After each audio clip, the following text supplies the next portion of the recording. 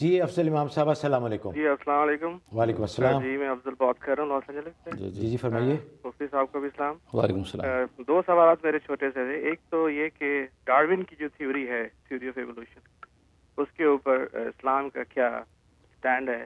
کیونکہ بہت ہی مانی ہوئی تھیوری ہے وہ، اور کافی تضاد نظر آتا ہے ہمارے ریلیجن میں بھی اور دوسرے ریلیجن بھی وہ اس کو نہیں مانتے۔ جی دوسرا سوال۔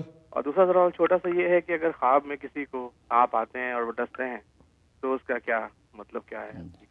جی ٹھیک ہے، یہ تو حضرت آپ نے اس کا تو ہے پہلے بھی پچھلے ہفتے بھی جواب دیا تھا، لیکن جیسے آپ مناسب سمجھیں۔ ایک تو ڈارون کے بارے میں پوچھا جی اس کی جو جہاں تک ڈارون کی تھیوری کا تعلق ہے تو اب تو وہ خود بھی تھیوری رہ گئی ہے۔ اب تو خود ان کے بعد کے سائنسدانوں نے بھی اس تھیوری کے اوپر بہت کچھ کہا ہے۔ وہ بھی کوئی مسلمہ نظریہ نہیں رہا کہ ڈارون کا نظریہ درست تھا۔ اس کے جو ہے کنٹروورسی اس کے اندر خود پیدا ہو چکی، خود ان لوگوں کے اندر بھی۔ اور دوسرے یہ کہ ہم تو قرآن و سنت کی نصوص کو مانتے ہیں، اور قرآن و سنت کے اندر ڈارون کی تھیوری کا کوئی تصور اور کوئی حقیقت نہیں ہے۔ اللہ تبارک و تعالیٰ نے آدم علیہ السلام کو پیدا فرمایا اور ان سے آگے ساری ذریت چلی ہے۔